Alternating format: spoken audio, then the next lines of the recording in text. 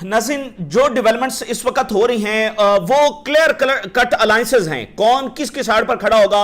अब ये डेवलपमेंट्स हैं कि कोई एम्बिग्युइटी नहीं है, कोई बहाम नहीं है, कौन किसकी साइड पर खड़ा है ये अब सबके सामने वाज़ेह हो चुका है। यानी एक मुकम्मल ऐसी सफबंदी जिसमें अगली जंग का नक्शा खींचा जा रहा है, मैदान जंग सजाया जा रहा है और सबको पता होगा कि कौन किसकी तरफ से लड़ रहा है। जैसा कि यूएई ने एक मुकम्मल साइड जब इसराइल के साथ चूज कर ली है, बाकी मुल्क भी अपनी अपनी साइड जो है वो चूज कर रहे हैं। और एक जो नया फिनोमेना नाज़रीन हो रहा है जो बहुत ही खतरनाक है, ज़ाहिर है अगर जंगें इसी तरह से जारी रहती हैं, वो है न्यूक्लियर का फिनोमेना। एक न्यूक्लियर अम्ब्रेला भी एक्सटेंड किया जा रहा है, यानी जो न्यूक्लियर पावर्स हैं वो अपने एलायंस को न्यूक्लियर अम्ब्रेला जो है वो एक्सटेंड कर रही हैं कि अगर इस पर हमला हुआ तो हम इसके लिए न्यूक्लियर भी इस्तेमाल कर सकते हैं। ये इस वक्त जब वो हो रहा है क्योंकि मुल्कों की जो सिक्योरिटी है वो बहुत ज्यादा दांव पर लग चुकी है। तो न्यूक्लियर की जो इन्वॉल्वमेंट है वो सिर्फ एक जिसके पास न्यूक्लियर है उस तक नहीं रही, बल्कि अब ये एक न्यूक्लियर अम्ब्रेला की जो शक्ल है वो इख्तियार कर रही है मिडिल ईस्ट के अंदर भी और यूरोप के अंदर भी। इसके ऊपर हम बात करेंगे। और बड़ा जो वाकया इस वक्त पेश आया है, यूएई की जो बंदरगाह है फुजैरा, उसके करीब एक बहरी जहाज को ईरान की जानब से जो है वो सीज किया गया है, कैप्चर किया गया है। ये काफी बड़ा वाकया क्योंकि बंदरगाह के बिल्कुल करीब जो है वो ये वाकया पेश आया है और अब इस बहरी जहाज को ईरानियन वाटर्स की तरफ ले जाया जा रहा है। दो बड़े इवेंट्स इस वक्त जब नाज़रीन हो रहे हैं, एक तरफ ब्रिक्स फॉरेन मिनिस्टर की मीटिंग हो रही है, ये एक बड़ा इवेंट है, लेकिन जाहिर है उससे बड़ा इवेंट जो है वो चाइना में हो रहा है। ट्रंप जो है वो चाइना इस वक्त पहुंचे हुए हैं और ईरान के वजीर खारजा उन्होंने शिरकत की है ब्रिक्स समिट के अंदर और उन्होंने नेतन्याहू के दौरे पर भी कमेंट किया है। जो नेतन्याहू का यूएई का दौरा हुआ है उन्होंने बहुत सख्त वार्निंग जारी की। उन्होंने कहा जो भी इसराइल के साथ कोलाइड करेगा, जो उसके साथ जाएगा वो पछताएगा, ठीक है ना। इसराइल के साथ जाने वाले जो वो पछताएंगे, ये ईरान का जो मैसेज है। और उन्होंने एक और बात की, उन्होंने कहा हमें पहले से पता है, ये हमारे लिए कोई सरप्राइज नहीं है, ये हमें पहले से पता है कि ये सारी चीजें अंदर चल रही हैं। और मार्को रूबियो जो हैं, अच्छा वो चाइना में किसी और नाम से ट्रैवल कर रहे हैं क्योंकि चाइना में उनके दाखिले पर पाबंदी है, उन पर सैंक्शन लगी हुई है चाइना में, तो वो किसी और नाम से वहां पर उनको इजाजत दी गई है। बट चाइना में उन्होंने ये कहा है कि चाइना ईरान को प्रेशराइज करे स्ट्रेट ऑफ हुर्मुज़ के हवाले से और बाकी कंडीशंस के हवाले से, चाइना ईरान को जो प्रेशराइज करे। ये इस वक्त अमेरिका जो वो चाइना से चाहता है, वन ऑफ द उसका जो गोल है कि ईरान को चाइना प्रेशराइज करे। तो बात यह है कि फिर कुछ बात चाइना की अमेरिका भी मान ले, ईरान के ऊपर हमला ना करने की गारंटी जो वो अमेरिका दे दे और कुछ बातें ईरान मान ले। ये तो पॉसिबल नहीं है ना कि अमेरिका अपने बेबी को भी लगाम ना डाले और जो उसका बेबी कर रहा है वो तो चाइनीज मफादात के ऊपर बराह रास्त हमला है और ज़ाहिर अमेरिका तो फिर कर ही रहा है, लेकिन उसका बेबी भी चाइना के मफादात पर बराह रास्त हमला कर रहा है। वो ताइवान के साथ इन्वॉल्व है और ताइवान डोम बना रहा है, सोमाली लैंड के अंदर वो इन्वॉल्व है। और आपको पता है कि चाइना के फॉरेन मिनिस्टर ने वहां पर जाकर दौरा किया, इथोपिया का एंड सोमालिया फिर उन्होंने जाना था, वो सिक्योरिटी रीजन की वजह से नहीं जा सके।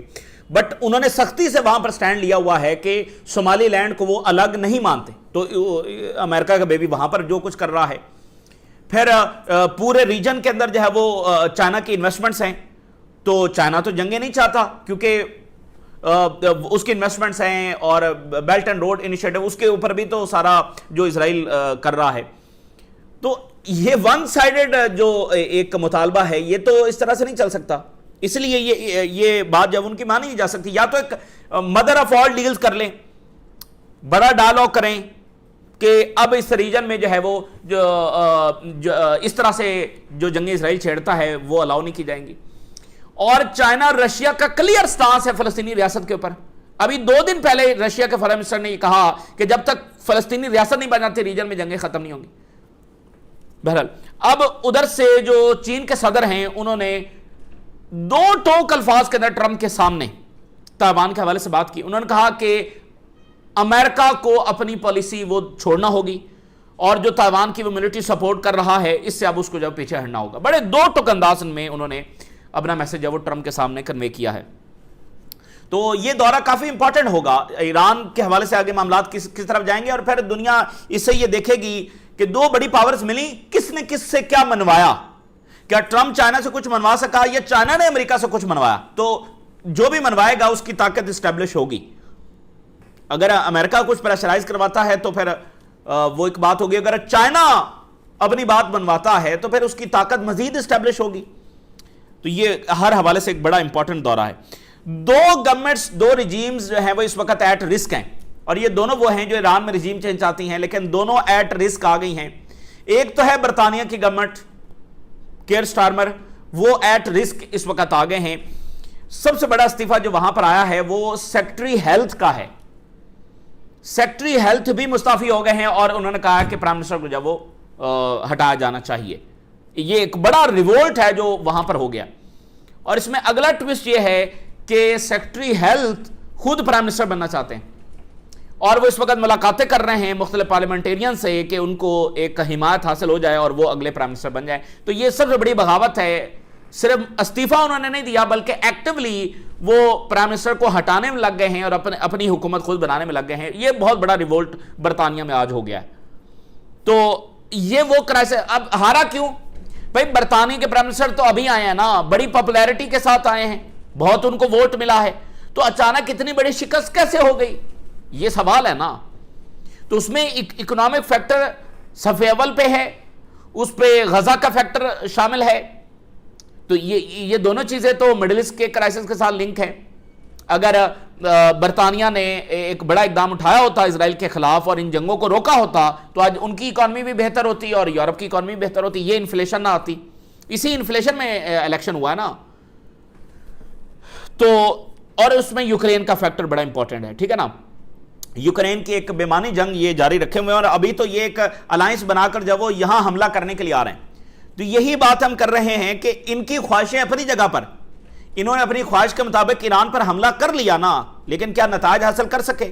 تو اب یہ جو اسٹریٹ آف ہرمز پر حملہ کرنے کے لیے آ رہے ہیں، یہ گارنٹی نہیں ہے کہ یہ اپنے نتائج حاصل کر لیں گے، چاہے یہ 40 ملک آ جائیں یا جتنے بھی یہ آ جائیں.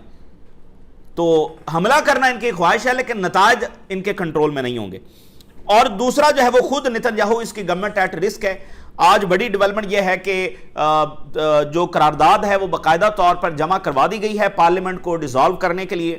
اگر یہ پارلیمنٹ ڈیزالو ہو جاتی ہے تو پھر سپٹمبر میں الیکشن ہوگا اسرائیل میں، جس میں ایک پاسبلٹی ہے کہ جو دوسری پارٹی ہے وہ حکومت میں آ جائے اور نتن یاہو فارغ ہو جائے. But that does not mean کہ کوئی اسرائیل کی پالیسی بدل جائے گی. نتن یاہو سے پہلے بھی اسرائیل کی پالیسی یہی تھی، بٹ ظاہر ہے کہ نتن یاہو کی وجہ سے وہ بہت زیادہ ایکسٹریم ہوئی. نتن یاہو کے دور میں یہ بہت زیادہ ایکسٹریم ہوئی. تو آنے سے کوئی اسرائیل کی پالیسی نہیں بدلے گی، لیکن جو جنگیں ہیں بہرحال ان پہ فرق آئے گا، بہت فرق آئے گا. چونکہ یہ جو نتن یاہو کے خلاف الائنس بن رہا ہے اس کی بنیادی وجہ ہی یہ ہے کہ وہاں پر ایک کنسنسس ہو رہا ہے کہ نتن یاہو جو ہے نا یہ اسرائیل کی سیکیورٹی کو ڈیمیج کر رہا ہے، اس کی پالیسی اسرائیل کی سیکیورٹی کو ڈیمیج کر رہی ہیں، وگرنہ یہ کبھی نتن یاہو کو نہ ہٹاتے. آپ دیکھیں ان سب نے غزہ کی جینوسائیڈ کو سپورٹ کیا ہے، انہوں نے ایران جنگ کو سپورٹ کیا ہے، یہ لبنان پر بمباری کو سپورٹ کرتے ہیں. تو انہوں نے نتن یاہو کو کھلی چھوٹ دے رکھی تھی. ایک ووٹ کے اوپر نتن یاہو کی گورنمنٹ کھڑی ہے، اگر یہ ان کو اتنی تکلیف ہوتی تو یہ گورنمنٹ گرا نہ دیتے. نہیں گرا انہوں نے، یہ کیونکہ مکمل سپورٹ کرتے ہیں. لیکن اب وہاں پر ایک کنسنسس ڈیولپ ہو رہا ہے کہ اس سے تو حاصل اصول کچھ بھی نہیں ہوا، بلکہ اسرائیل کا امیج کہاں گیا اور اسرائیل کی جو سیکیورٹی ہے وہ ڈیمیج ہوئی. حماس موجود ہے، حزب اللہ اپنی جگہ موجود ہے، ایران موجود ہے. سب سے بڑھ کر تو نتن یاہو کو جو ٹائم دیا گیا تھا وہ ایران کے حوالے سے دیا گیا تھا کہ ایران پر حملہ چونکہ نتن یاہو نے کرنا ہے اور سب کرنا چاہ رہے تھے، تو 2 بار حملہ نتن یاہو نے کر لیا لیکن وہ آبجیکٹیوز وہ اچیو نہیں ہوئے. تو اس لیے وہاں پر بھی آج یہ قرارداد آ گئی ہے. لیٹس سی کہ وہاں پر کیا ہوتا ہے. ایک بڑی عجیب و غریب اور مسٹیریس چیز ہے وہ نازل ہو رہی ہے اور اس پر بھی نظر رکھنے کی ضرورت ہے، کیونکہ یہاں پر کچھ بھی آئسولیشن میں نہیں ہو رہا، کچھ بھی آئسولیشن میں نہیں ہو رہا کہ یہ واقعہ تو بالکل الگ واقعہ ہے. ایک وائرس دنیا میں پھیل رہا ہے، ہینٹا وائرس اس کا نام بتایا جا رہا ہے. وہ پہلے ایک فلائٹ میں، ایک کروز شپ میں کرتے کرتے اب وہ بہت سارے ملکوں میں، بہت ساری فلائٹس میں، بہت ساری جگہوں کے اوپر جو وہ پھیل رہا ہے. اور ایپسٹین فائلز کے ذریعے ہم یہ جانتے ہیں کہ یہ وائرسز جب وہ فطرتی طور پر نہیں ہوتے بلکہ یہ بنائے جاتے ہیں باقاعدہ پروفٹ کے لیے جو بنائے جاتے ہیں. یہ باتیں اسٹیبلش ہو چکی ہیں اور کرونا وائرس کے حوالے سے یہ بات ثبوت کے طور پر اسٹیبلش ہو چکی ہے کہ وہ لیبارٹری میں بنایا گیا تھا. لیبارٹری میں وہ باقاعدہ بنایا گیا تھا، البتہ اس کا الزام انہوں نے چائنا کے اوپر ڈال دیا کہ یہ چائنا سے پھیلا ہے، جو کہ چائنا سے نہیں پھیلا تھا، بنا یہ ویسٹ کی ایک لیبارٹری کے اندر تھا، اس کو پھیلایا انہوں نے جا کر چائنا سے، تاکہ الزام چائنا کے اوپر آئے، بعد میں وہ سارا ثابت بھی ہو گیا، تو وہ بنایا گیا، اور اس سے جو بل گیٹ ہے اس نے $40 بلین صرف ویکسین سے کمائے، ویکسین بنا کر اس نے صرف اس سے $40 بلین کمائے، باقی پتہ نہیں کیا کچھ کمایا اس نے، تو اور باقی بلینئرز۔ تو ایپسٹین فائل سے ہم نے یہ دیکھا ہے کہ یہ کوئی فطرتی طور پر نہیں ہوتا، بلکہ یہ باقاعدہ طور پر بنائے جاتے ہیں۔ تو اب یہ کیا کھیل ویسے شروع ہو گیا اچانک سے، یہ ہینٹا وائرس جب وہ پچھلے 10-12 دنوں سے اس کی خبریں آ رہی ہیں، ایک کیس وہاں رپورٹ ہوا ہے، ایک وہاں رپورٹ ہوا ہے، ایک وہاں رپورٹ ہوا ہے، اور خود بل گیٹ یہ کہہ چکا ہے کہ آنے والے وائرسز جو ہیں وہ پہلے سے بھی زیادہ خطرناک ہوں گے، یہ اس نے دنیا کو آلریڈی جو وارننگ جاری کر رکھی ہے، اور معمر قذافی بہت پہلے ایسی وارننگ جاری کر چکے ہیں کہ آگے ایک وائرسز کا زمانہ آنے والا ہے، کیونکہ وہ کسی ایسے خفیہ پروجیکٹس کے حوالے سے جانتے تھے۔ تو اب دیکھتے ہیں کہ یہ کیا پوری دنیا میں پھیلتا ہے، اسی طرح کی خدا نخواستہ صورتحال پیدا ہو جائے جو کرونا کے ٹائم پر ہوئی، لاک ڈاؤن اور یہ سارا۔ بہرحال جو میری ٹائم ایجنسی ہے وہ یہ بتا رہی ہے کہ ایک بحری جہاز کو فجیرہ کی بندرگاہ کے بالکل قریب ایران نے کیپچر کیا ہے، اور اب وہ ایرانین واٹر کی طرف اس کو لے جایا جا رہا ہے۔ اب اس کی کلیریفیکیشن نہیں ہے کہ یہ کس کا جہاز ہے، کیوں کیپچر کیا یہ سارا، بٹ یہ دیکھیں واقعات ہو رہے ہیں۔ عراق میں، کردستان میں ڈرون اٹیک ہوا، لبنان کی تو ایک مکمل جنگ جاری ہے، اور یہ اس طرح کے واقعات ہو رہے ہیں۔ درمیان میں مسٹیریس واقعات ہوتے ہیں کہ ایران کے ساحلوں پر بمباری ہوئی، یو ای پر ڈرون اٹیکس ہوئے، پتہ نہیں چلا کس نے کیے، کویت پر بھی ہوا اور قطر پر بھی ہوا، پتہ نہیں چلا کہ وہ کس نے کیے۔ تو یہ ایک طرح کی جنگ آلریڈی جاری ہے۔ نتنیاہو کا دورہ اور اس پر ایران کا جواب۔ آج نتنیاہو کے دورے کے حوالے سے مزید جو کنفرمیشن، مزید جو ڈیٹیلز ہیں وہ آئی ہیں۔ لیٹس سے کہ اسرائیلی چینل 12 نے بتایا کہ یہ دورہ 26 مارچ کو ہوا، 26 مارچ کو یہ دورہ ہوا، اور یہ نتنیاہو کا ایک دورہ نہیں ہے، اس سے پہلے بھی نتنیاہو بہت بار یو ہی گیا ہے اور سیکرٹ وزٹ کے اوپر گیا ہے، اور باقاعدہ کنسنسس کے ساتھ یہ اس کو اناؤنس کیا گیا ہے کہ یہ دورہ ہوا ہے۔ دیکھیں یہ سب سے امپورٹنٹ بات جو ہے نا، جس پر زیادہ غور کرنے کی ضرورت ہے، جو کل سے بھی ہم نے یہ بات کی ہے، کہ ٹائمنگ اناؤنس کرنے کی۔ اس وقت نتنیاہو کا آفس کیوں اس بات کو خود اناؤنس کر رہا ہے کہ ہم یوں ہی گئے ہیں؟ کچھ نہ کچھ میسج ہے جو ایک وہ دینا چاہ رہے ہیں، کچھ نہ کچھ ان کے گولز ہیں۔ اب ذرا یہاں پر دیکھیے کہ جو ہم بات کر رہے ہیں کہ خوفناک صورتحال کیسے پیدا ہو رہی ہے، اور جو امبریلا ہے، نیوکلیر امبریلا، اور اگلی جنگ اس میں مزید ملک کیسے جب وہ شامل ہو سکتے ہیں۔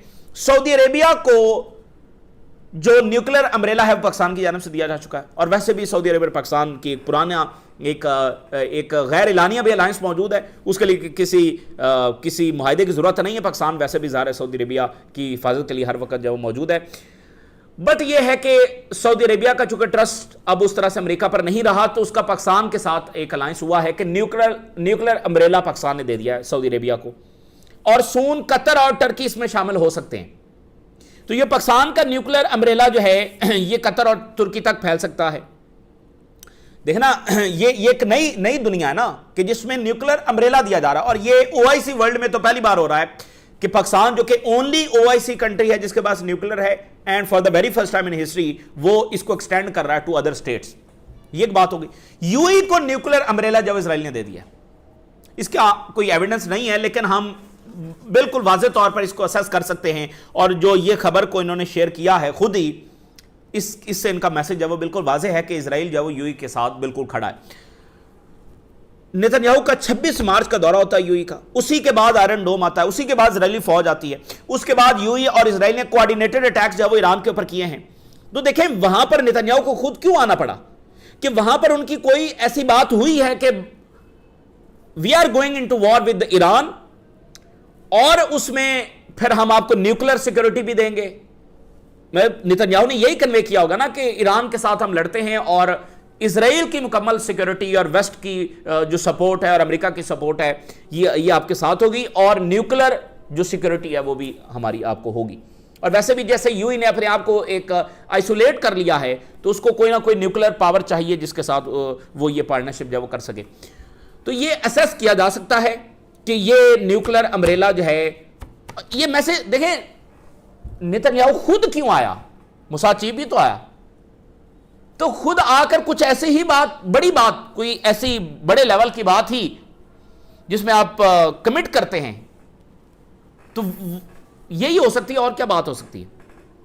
ٹھیک ہے نا، کہ وہ دونوں ایک ہی کشتی کے اندر جب وہ سوار ہو گئے. تو اب یہ امبریلا یہاں پر ہو گیا. اب مصر جو ہے اس نے اپنے جیٹس ڈپلائے کیے ہوئے ہیں یو ای کے اندر. اب مصر سے پوچھو کہ بھائی آپ تو اسرائیل کی جنگ لڑ رہے ہو، تو وہ کہیں گے نہیں ہم تو یو ای کی سپورٹ میں آئے ہیں. تو یہ اس طرح سے کچھ بائی ڈیفالٹ اور کچھ بائی چوائس اب اس میں شامل ہو رہے ہیں. ادھر یورپ میں آپ دیکھیے کہ فرانس اور برطانیہ یہ ڈسکس کر رہے ہیں کہ مختلف ملکوں میں اپنے نیوکلیر ایسٹس جو وہ ڈپلائی کیے جائیں. فرانس یہ ڈسکس کر رہا ہے کہ یورپی یونین کے ملکوں میں اپنے نیوکلیر ایسٹس جو وہ ڈپلائی کیے جائیں. یہ وہاں پر ایک نیوکلیر امبریلا. اور ایران جو کہ نیوکلیر نہیں ہے، اب اس کے سامنے سارے ہی نیوکلیر ہیں. ایران کو کوئی نیوکلیر امبریلا فی الحال حاصل نہیں ہے، بٹ یہ ہے کہ چائنا اور رشیا یہ کبھی ایران کو فال نہیں کرنے دیں گے. خاص کر چائنا کبھی ایران کو فال نہیں کرنے دے گا، یہ بات آپ ذہن میں رکھ لیں. اور یہ جنگ ایران کے لیے، ایران کو اپنے آپ ثابت بھی کرنا تھا چائنا کی سپورٹ حاصل کرنے کے لیے، کیونکہ چائنا جو ہے وہ کسی ایسے کنٹری کے ساتھ ظاہر ہے اپنا سارا جو سپورٹ ہے وہ نہیں دے سکتا جو کھڑی نہ ہو سکے. چائنا اپنی سپورٹ دے، پتا چلے کہ وہ تو پہلی جنگ میں ہی جناب علی کولیپس ہو گیا ہے، تو آپ نہیں کر سکتے نا اس کے ساتھ کھڑے نہیں. تو ایرانینز نے اپنے آپ کو ثابت کیا ہے کہ وہ امریکہ اور پورے ویسٹ کو ریزسٹ کر سکتے ہیں. تو یعنی ایک ریلائبل پارٹنر وہ چائنا کے بن سکتے ہیں جو ویسٹرن ہیجمنی کو کنفرنٹ کرنے کے لیے ان میں ایسی اتنی سخت ہے، اتنا کریج ہے کہ ایرانین قوم ویسٹ کو کنفرنٹ کر سکتی ہے، امریکن ہیجمنی کو کنفرنٹ کر سکتی. اور آپ دیکھیے کہ ایران نے اس جنگ سے جو اسٹریٹجک پلڑا ہے وہ چائنا کے حق میں ہوا ہے. اور آگے آج گارڈین کی رپورٹ بھی یہی ہے کہ اسٹریٹجک لیوریج جو ہے وہ چائنا کو حاصل ہوئی ہے تھرو دس وار. تو چائنا جو کہیں یہ سوچ رہا تھا کہ ایرانینز کے ساتھ کتنا ہم نے آگے چلنا ہے، یہ کتنا لڑ بھی سکتے ہیں یا نہیں لڑ سکتے، تو وہ ایران نے یہ ثابت کیا. تو چائنا کبھی ایران کو فال نہیں کرنے دے گا، کیونکہ یہاں اس ریجن میں ایران جیسا ایک اتحادی اس کو نہیں ملنے والا جس کے پاس یہ کریج بھی ہو، جو ویسٹ کو سامنا بھی کر سکتا ہو، اور جو بالکل چائنا کے ساتھ کھڑا ہونے کے لیے تیار ہے. وہ ویسٹرن کیمپ میں تو نہیں ہے نا، باقی جو نیشنز ہیں وہ ویسٹرن کیمپ میں بھی ہیں، اب چائنا کے ساتھ بھی تعلقات چاہتی ہیں، لیکن ایران تو ویسٹرن کیمپ میں نہیں ہے. دا اونلی OIC کنٹری جو ویسٹرن کیمپ میں نہیں ہے.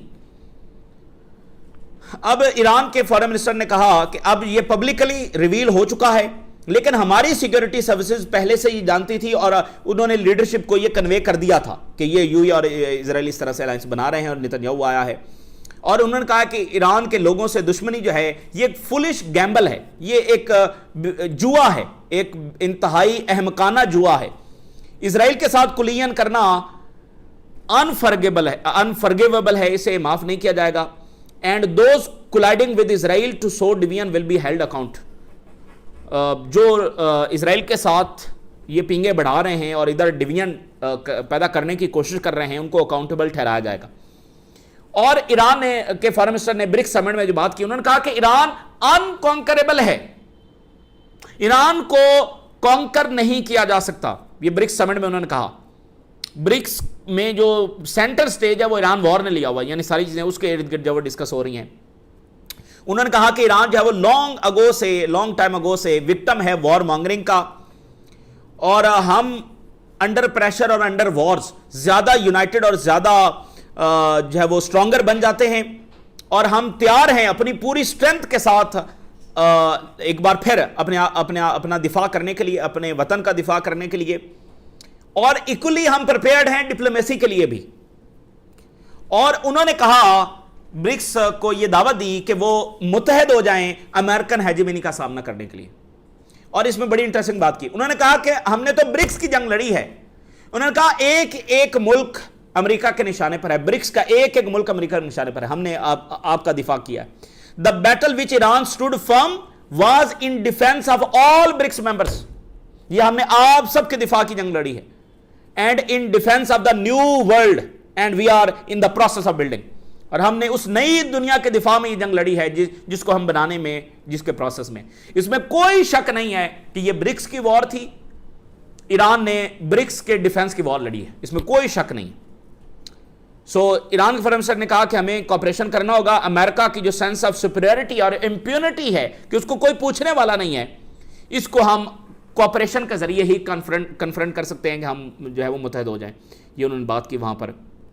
اور ایران نے وارننگ جاری کی ہے امریکہ کو کہ یہاں سے ویپن گزارنے کی کسی صورت جو کوشش مت کرنا۔ اچھا، ادھر آپ دیکھیے کہ جو گلوبل کرائسس ہے وہ بڑھتا چلا جا رہا ہے۔ آج رپورٹ یہ ہے کہ جو یورپین ایئر لائنز ہیں وہ شدید کرائسس کا شکار ہیں۔ Hormuz crisis fuel global inflation surge as energy prices climb.